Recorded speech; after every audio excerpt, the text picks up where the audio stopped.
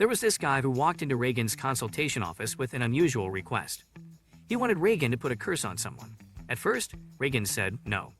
But this guy was persistent, so Reagan reluctantly agreed and made up a fake curse to please him. The guy warned Reagan that if it turned out to be a sham, he would curse Reagan in return. Then he left, probably feeling all satisfied with himself. After the guy left, Mob, who usually keeps to himself, expressed his concern about the man to Reagan. Reagan was surprised that Mob was finally speaking his mind. Just when they thought the drama was over, a woman called for their help. They rushed to her location to find out what was going on. The woman was worried about some creepy figure that had been staring at her through the window. Reagan started investigating, and even got Dimple, a helpful spirit, to assist him. But they found nothing. Ma, however, sensed something faint. While they were discussing the stalker situation, the room started shaking, and the woman spotted a figure outside the window. Reagan thought it was time for Mob to flex his psychic muscles and exorcise the stalker. But it turned out the stalker was actually a human. Reagan tried to catch the guy, but he managed to slip away. Mob sensed that the stalker was hiding in the next apartment, so they all went there to confront him. And what do you know? The stalker confessed his love for the woman, begged for forgiveness, and then got all threatening. But the woman shut him down, called him creepy, and handed him over to the police. Mob couldn't help but wonder why the woman treated the man differently once she found out he wasn't a spirit. But Reagan quickly changed the subject and whisked Mob away to have some soba at their office. Just when they thought they could relax, a group of students showed up at their doorstep. They wanted Reagan to accompany them to a haunted house. They reached the haunted house, and the students asked Reagan to take a photo of them. But when Reagan asked for payment, they brushed it off and left. Poor Mob and Reagan were left stranded, so they had to hitch a ride to get back home. The next day, the trio of students returned to Reagan's office, seeking help with an exorcism. They had found a spirit in one of their photos. Reagan agreed to help them, but only if they took the most expensive plan. They all went back to the haunted house, along with Mob and Dimple. Mob sensed the presence of 3 spirits, but assured everyone that they weren't evil. One of the spirits asked Mob not to exorcise them. They revealed that they were a family and just wanted to live peacefully. Mob decided not to exorcise them, despite their clients complaining and rushing him. Dimple tried to stir up trouble, but it didn't work. The father spirit pleaded with Mob to let them stay together, and that made Mob hesitate. He was so nervous that he started shivering. Reagan noticed his struggle and decided to skip the exorcism this time. He threw salt on the students and declared the exorcism done. Later on, Dimple asked Reagan if he was okay with taking the money for free. Reagan replied that it would be more suspicious if he didn't take it. They discussed whether the spirits were really evil, and Dimple assured Reagan that they were harmless. In a surprising twist, Dimple noticed a minor curse on Reagan and ate it, all at Reagan's request. On the next day, Mob and Reagan were hired to do an exorcism for a wealthy man named Masashi Asakiri. When they arrived at his place, they were surprised to see that he had already hired a bunch of other psychics, including Banshimaru Shenra and Kirin Jodo, the leader of the Sun Psychic Union. Asakiri explained that his daughter, Minori, was supposedly possessed by an evil spirit, and he had no choice but to lock her up. To decide the order in which the psychics would see Minori, they resorted to a good old game of rock, paper, scissors. And guess what? Reagan won and got to go in first to talk to Minori. But here's the twist. Minori didn't seem possessed at all. This led many psychics to suspect that Asakiri was mistreating her. However, sharp-eyed Reagan noticed some inconsistencies in Minori's conversation, and that's when the spirit inside her decided to reveal itself. Dimple, being the knowledgeable spirit he is, recognized the spirit as Mogami, a former psychic. Dimple warned Mob and Reagan to stay out of it, but you know Mob, always wanting to help. He couldn't resist trying to exorcise Mogami from Minori's body. However, things weren't that simple. It turned out that Mogami had rooted himself deeply within Minori, making it difficult for Mob to remove him. That's when Mob came up with the idea of using an out-of-body experience to enter Minori's body and chase the spirit out from the inside. Mob successfully left his own body in Mogami, in a desperate attempt, tried to possess Mob's body. But guess what? Dimple had already taken up residence in Mob's body, which allowed Mob to enter Minori while Mogami was distracted. Inside Minori's mind, Mogami explained to Mob that they were in a mental world, a world Mogami could control at will. To demonstrate his power, Mogami made Mob believe he could harm him in that mental realm, and even took away Mob's psychic abilities. It seemed like Mob was at a disadvantage, but Mogami had underestimated the strength of Mob's heart. Mogami crafted the mental world to resemble Mob's own life, but with a cruel twist. In this twisted version, Mob had no powers, no friends, and no family. It was a bleak and lonely existence, but Mob, even without his psychic powers, refused to give in to despair. So, Mogami spills the beans and reveals that he used to be a psychic just like Mob. Back when he was alive, his mom fell seriously ill, and Mogami did some extreme jobs to scrape together money for her treatment. Unfortunately, his mom passed away under mysterious circumstances, but she put the blame on poor Mogami. Devastated by guilt and heartache, he couldn't bear it anymore and ended his own life, transforming into an evil spirit. But wait, it gets even more twisted. Mogami, disguised as Minori, sneaks into Mob's class and starts leading the charge in bullying him. The same bunch of high schoolers who picked on Mob before also show up, and Mob feels utterly powerless to stop them. Even Ritsu, his own brother, seems like a stranger in this bizarre world, and doesn't lift a finger to help him out. It's a real tough spot for Mob. Now, here's where things take a dark turn. In the real world, only 30 minutes pass, but in Mob's mental world, he goes through a grueling 6 months, with all his negative emotions piling up inside him. And to make matters worse, there's this incident where Mob can't even save a stray cat from Minori and her buddies. It's a heartbreaking moment. That's when Mogami steps in and spills his backstory, explaining why he despises people who use and manipulate others. Dimple manages to use Mob's powers to open a door, setting the other psychics free. Then Dimple decides to stay behind and enters Minori's body to save Mob. Meanwhile, Mob's taking a beating from Minori and her friends, but thanks to Mogami's intervention, he regains his powers. And just like that, Mob turns the tables on those bullies. He's ready to unleash some serious justice and take them down. But wait, Dimple swoops in just in time to bring back Mob's memory. That's when the real truth comes out. Mogami reveals that all the people in this mental world are actually the spirits he had absorbed before. They turn on Mob and start attacking him. Mob's determined to save Minori, even if it's the least he can do. He taps into his courage and unleashes his incredible power, battling Mogami and his army of spirits. It's an epic showdown, but hold on tight, because things get wild. Mogami's defeat unleashes a mass of spirits that not even he can control. These spirits run rampant and end up destroying Mob's body. It's a total disaster. But just then Mob, overwhelmed by this monstrous horde, unleashed his untapped power and obliterates the entire mental world. When Mob wakes up in his own body, Mogami tries to make a swift exit. But Matsuo, one of the other psychics, captures him in a flask and renames him Pudding-chan. Meanwhile, Minori wakes up and approaches Mob. She saw everything that happened in her head and how Mogami twisted her image. Mob asks her if she truly behaved that way in real life, and she tearfully admits it.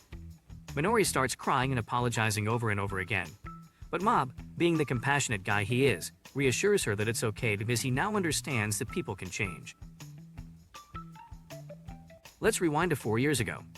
Reagan had just quit his job and moved into a new place. He wasn't quite sure what to do with himself until one day. He made up his mind and decided to venture into the psychic business.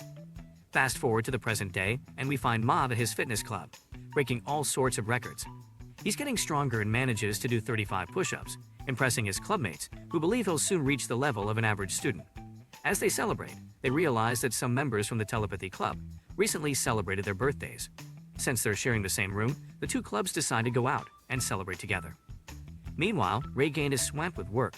His popularity has been soaring lately, and job offers keep pouring in. In the midst of his busy schedule, he considers giving Mob a call. However, Mob is having a blast and enjoying some quality social time. He even turns down Reagan's invitation so he can go to karaoke with his friends. But eventually, Mob decides to help Reagan out. After they successfully vanquish an evil spirit, they end up arguing. Mob explains that he was enjoying his social life, while Reagan insists that those people are just using him and he shouldn't trust others so easily. The following day, Mob doesn't show up for work. He takes Reagan's words to heart and realizes that he can't rely on him forever. Mob believes he needs some time to himself. He knows he has to be independent. Reagan, on the other hand, isn't too worried. He believes Mob will come back because he thinks Mob will feel lonely without him. However, Reagan feels a sense of loneliness without Mob around. As to the work, he's confident he can handle it himself since he built the business even before Mob came into the picture. Reagan's expectations are shattered when he happens to pass by and sees Mob happily hanging out with friends. Distraught, he heads home and updates his website. Then he checks his messages and receives some reminders that it's his birthday. To add to his mood, his mom sends him a job ad, which only makes him feel worse. Seeking solace, he goes out for a drink, but it doesn't really help. He feels like he's hit a low point in his life. But here's where things take a turn. Reagan decides to turn his life around. Alongside his regular jobs, he starts cleaning up the city, helping people with various tasks, giving advice, and even hosting free seminars. He does a complete 180. Surprisingly, his popularity skyrockets, leading him to land a TV deal. So Reagan finds himself on a television show where he's assigned the task of exorcising a young boy who's believed to be possessed. Sitting beside him on the panel is old psychic Jodo, the president of the Rising Sun Spiritual Union. Reagan had previously embarrassed Jodo by kneeing him and knocking him out. Now, Jodo wants revenge. When the young boy appears, Jodo cunningly asks Reagan to perform the exorcism. Gotta admit, it's a pretty ingenious plan on Jodo's part. Reagan throws some salt, and surprisingly, it actually works for once, so he continues the act for 30 minutes. Eventually, the host asks Jodo to take over, and Jodo confidently reveals that the boy was never possessed in the first place. He receives praise, and Reagan is quickly questioned as to why he didn't realize the boy was acting all along. As it's spreading like wildfire, many of his old clients, and even some fake ones, come forward to expose his fraudulent ways. While some defend him or remain silent, the public perception paints him as the ultimate villain. This not only makes people he knows personally hate him, but it also forces him into a press conference. Initially, things don't seem to be going well for Reagan.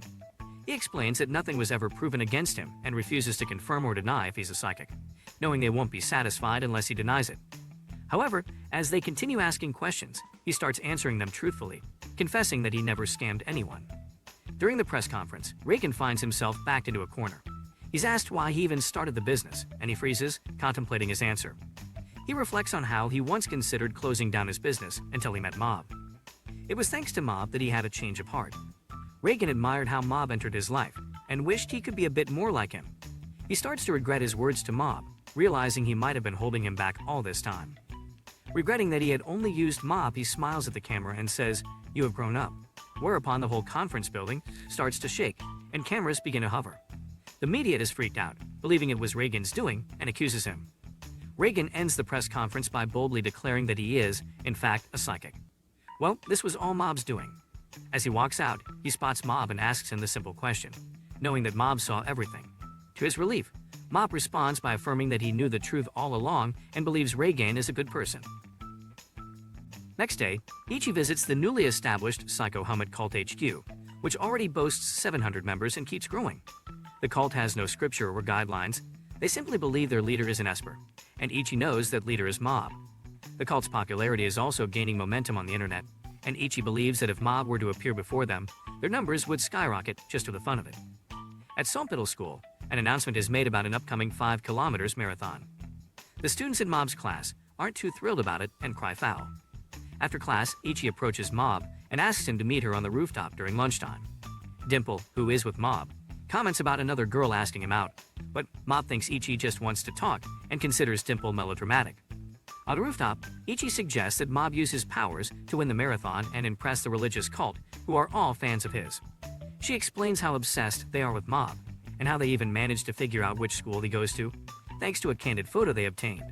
On the other hand, Mob wants to participate in the marathon, without relying on his powers, and hopes to impress his crush, Tsubomi, after his past mishaps.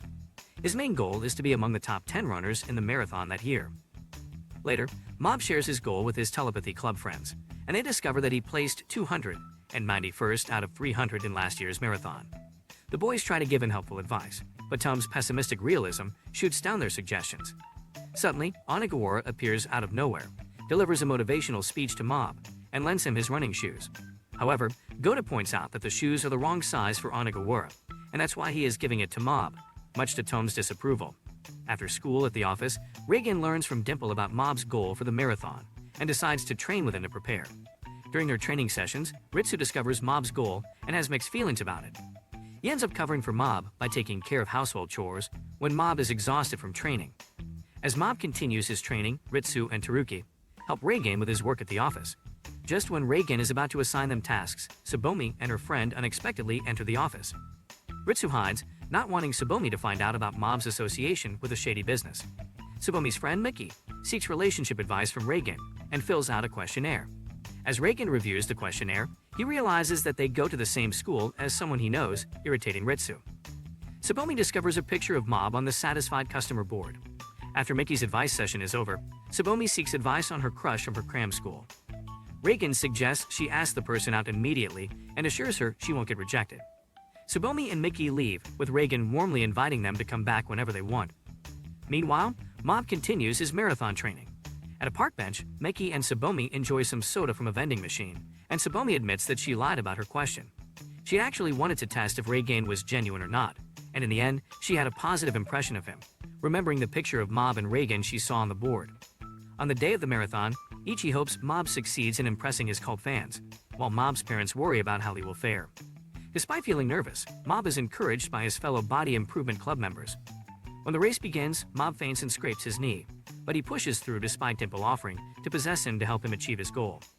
Eventually, Reagan appears jogging alongside Mob and informs him and Dimple that Mob is currently in 74th place.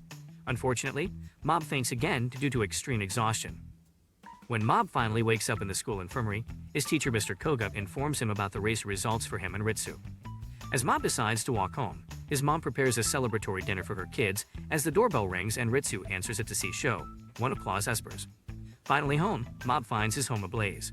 Entering it, Mob processes the situation until, despite Dimple's protest, finds what appears to be his family's charred bodies on the ground, causing his emotional state to go unknown %. Just when Mob is on the brink of an emotional explosion, Dimple manages to calm him down and convinces him that the bodies in his house are fake. After scanning the area for espers, Mob expresses gratitude towards Dimple and confronts the two individuals responsible for setting his house on fire.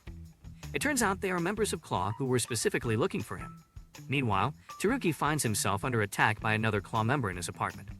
Back to Mob, he deals with the two Claw members, but it becomes clear that they weren't the ones who set his house on fire or placed the dummies there. They receive a warning that more members are on their way, and Dimple suggests leaving. However, Mob insists on staying to confront the reinforcements in the hopes of gaining some valuable information. Suddenly, Koyama and Sakurai, driving a white car, come to the rescue and assure Mob and Dimple that they are on their side. Once they clarify their intentions with Mob, he uses his powers to transport them to where his friends are located. At an undisclosed location, Reagan, the Awakening Lab kids, and most of the former 7th Division scars have gathered. Dimple explains Mob's situation to everyone, and Reagan takes Dimple aside to discuss what he told Mob about the bodies in his house. Reagan warns Dimple that if it's a lie, Mob will never forgive him. He then walks over to Mob and assures him that he believes his family is safe. The relief is so overwhelming that Mob faints. With that settled, the former 7th Division scars reveal that they have reformed, inspired by Reagan's example. However, they are still targets of Claw for being traitors. They ask Reagan to lead them, having seen his leadership skills on TV. It turns out that Reagan's office was attacked while he was talking to someone about renovating it. Teruki then arrives with the culprit who attacked his apartment in Tao. After interrogating him, they gather information about Claw's plans, and when Reagan is asked for guidance, he suggests they report everything to the police.